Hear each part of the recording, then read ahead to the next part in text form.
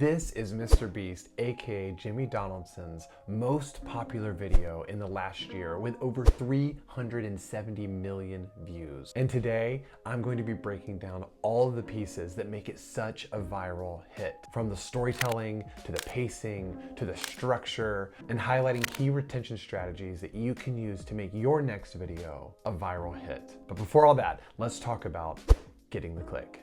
This title and thumbnail is a masterclass in maximizing that ever so coveted click-through rate. First, let's jump into the title. It's short, sweet, and to the point. The entire thing is only 28 characters long. It only keeps the most compelling information and nothing else. Let's think about for a moment how a different influencer or YouTuber might have approached this or phrased it differently. They probably would have said something like, "You won't believe the difference between a $1 ticket and a $500,000 plane ticket," which on paper sounds like it would work. But let's take a look at it on screen. It's busy, and the most important piece, the reason that people care about this video, is lost. Remember, the only point of your title and thumbnail is to get people to click your video. Let's say that again. Remember, the only point of your title and thumbnail is to get people to click your video. And channels like Mr. Beast, Ararak, Mark Rober, Stuff Made Here, Colin and Samir, and dozens of others have abandoned clickbait in favor of short, simple, to-the-point titles, where they tell the viewer exactly what they're going to see in as few words as possible. The key is to have an interesting idea that intrigues people, not a long, drawn-out title. However, a great title is nothing without a great thumbnail to go with it, and this one is also a perfect example. Let's break it down. So one of the first things that stands out about this thumbnail is going to be the color scheme that Mr. Beast uses. He only uses 4 main colors, which creates a really clean visual experience while still being interesting enough to catch the viewer's eye. We see the black in the pants and the tuxedo, we see the white in the shirts matched and in the seats. We see the blue in the seat color and the blue contrasted over here with the sky. And we see gold swap, where gold is the accent color on the left side and obviously the main color on the right. This creates a balance and also makes everything feel super cohesive. He also uses contrast between the two sides of the image. On the left, we see it's dingy and it's muted. On the right, we see that it's shiny and pristine. There are sparkles. Everything looks super clean. The left we see is ragged and cramped. His knees are up against the seat. The seats are torn. On the right, he's spacious and clean. He has an elbow room. He has this dedicated tray, and it's very clean. There's not a speck of dirt or anything out of place in that right picture. And finally, he ties both together using expressions. Jimmy on the left is not having a great time. Jimmy on the right is thoroughly enjoying himself. And third, he embodies the idea of the video. When you look at this and when you look at the title, you want to see something that progresses from going from really cheap to really expensive to above and beyond. And what's interesting is neither of these actually appear in the video itself, right? There's no point where Mr. Beast or his crew are in a plane that looks like this with this kind of legroom, right? It's above and beyond in the opposite way. It's worse than anything they actually sit in, but it drives home that idea. In the same way, there's not a spot in the video where he eats an ice cream sundae or sits in a very gold seat or a gold cabin, but it illustrates the idea of above and beyond luxury. He also shows progression within this. You see on the left side, where it's obviously very cheap, the plane is falling to pieces, to the right side where it is incredibly luxurious, incredibly expensive, which is the exact kind of progression that we want to see as viewers when we click this video, going from $1 to $500,000. And finally, he's really hyperbolic in the thumbnail. It goes above and beyond, like on the low side and on the high side, to really drive home that interest and to really work well with that title to ultimately get the viewer to click the video. So the viewer has clicked, but getting that is just the first part. Your video also has to have great pacing and structure. The first thing we're gonna do is look how Jimmy paces this video. You can see here just how quickly he blows through the action. The initial pacing is relentless. It leaves the viewer no time to even think about clicking away. For the first half of the price points, he spends a minute or less on each of them, and it's not until after the $10,000 ticket that he starts to slow things down, because by that point the viewer is invested and the content is getting more interesting. Speaking of content, let's break down how Mr. Beast structures arguably the most important part of his video, the intro, for maximum viewer retention. Keeping in theme with his title and thumbnail, Mr. Beast is short, sweet, and to the point, with the entirety of the intro only lasting 17 seconds. This is actually a pattern he uses in all of the One Versus videos. They average around 21 seconds from start to first action. Not only does he get right to the point, but he uses the time super efficiently. Just look at what he covers in less than 20 seconds. The payoff for the click. The viewers started the video because they want to see a crazy luxurious airplane, a $500,000 airplane ticket, and that's exactly what they get. Second, he intrigues the viewer by showcasing all of the other amazing flights they will be taking. This subconsciously says, you better stick around because you don't want to miss this. Third, he is non-stop with the action. With 11 different cuts and 8 different effects, there isn't any time to drop off because so much is happening. Finally, he seamlessly transitions to the first piece of action, giving no space for the viewer to navigate away. Let's compare that to something like this video from Juju and Nadal, who still have around 2 million subscribers. If you go and watch it, you'll see they take almost a full minute and a half to get to the first piece of action, and they don't even give the viewer the payoff for the reason they clicked in the first place.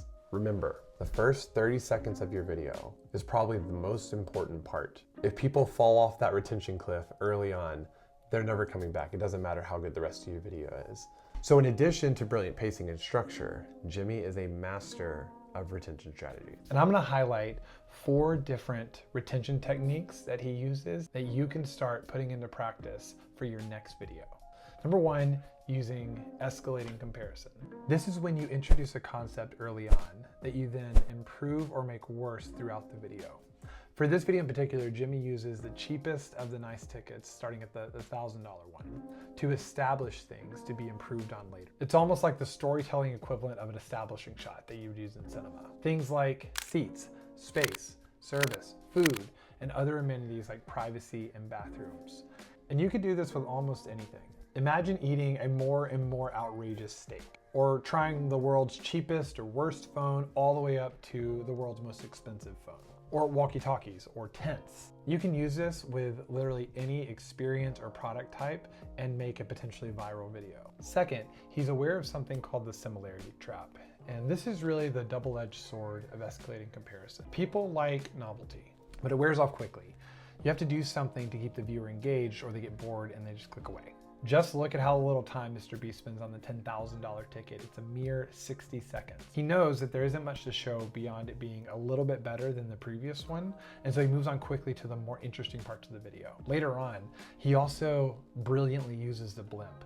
It's a sponsored segment which completely pivots, giving the viewer a palate cleanser right before the big payoff of the $500,000 ticket at the end. So let's jump back to steak. Imagine you were doing a video that were comparing better and better cuts of steak. Think about how quickly something like this could get boring. I had a country fried steak, and then I had a $10 steak, and it tasted good. And then I had a $40 steak, and oh, it tasted even better. Essentially, all you're doing is showing a slightly better version of the exact same thing, and that gets stale really quickly to viewers. So what does Mr. Beast do? Number 3, he tells an engaging story. So a good story is made up of 3 parts, right? The beginning, where you start with a basic introduction to the world or the idea that you're presenting. The middle, where you develop that and you add to the ideas you introduced initially, maybe with some funny or unexpected asides sprinkle in.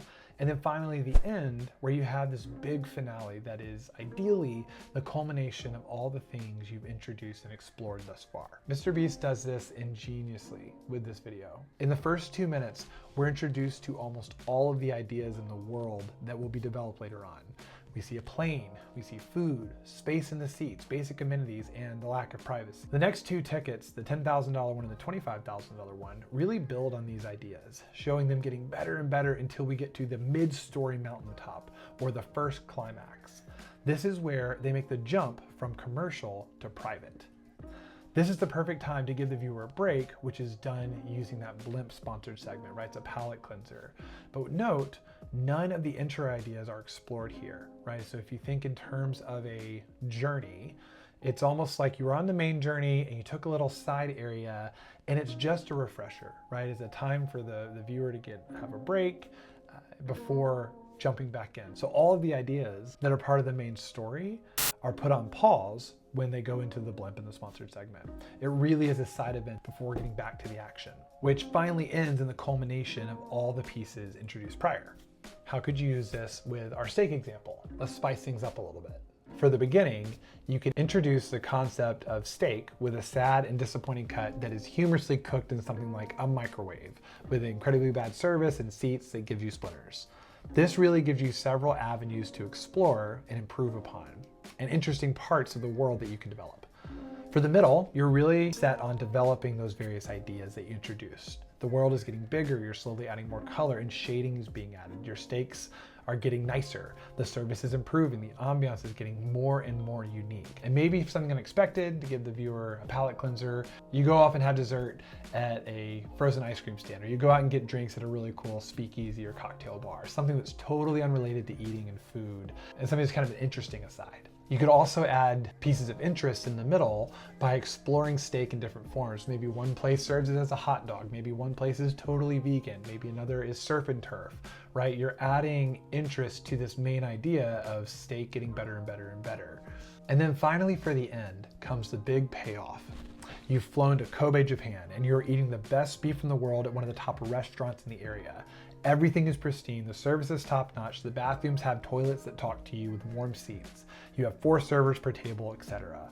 You close with a satisfying bookend, your journey complete with a contrasted look at the idea you introduced with your beginning. One final problem though you might run into is that this level of energy and this level of engagement is actually really hard to do alone, which brings us to Jimmy's 4th retention strategy. He has interesting supporting characters. This is something that Mr. Beast does throughout all of his videos, and it's a key element that keeps people coming back. I mean, just look at the comments. Doing this adds so much depth and variety to any video because you naturally have this opportunity for different storylines and perspectives to emerge.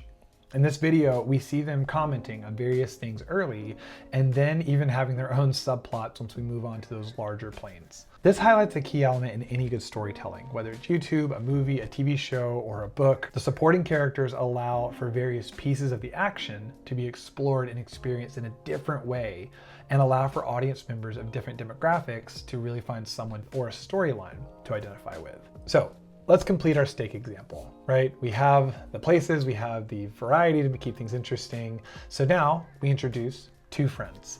And maybe one of them is a vegan, and to contrast that, maybe one of them is on the carnivore diet where they're only eating meat. So now you have this interesting sub-story about how the vegan has to find things to eat at all these different steak places, and how the carnivore is ordering bigger and bigger, more outrageous steaks. And ideally, you give both of those characters their own individual payoffs. Maybe the vegan is greeted with the world's best Impossible Burger. And maybe the carnivore gets to go to an all-you-can-eat steak buffet or something. The important thing is that you use those supporting characters to add color, variety, and interest to that main storyline and that main thread that you're trying to carry all the way through. Because a great video is really just a great story that viewers will watch all the way through. Let me know in the comments if you found this helpful or not, or what video or what channel I should take a look at next. And if you happen to know Jimmy, you should tell him to watch this and comment that he loves Carl's mom.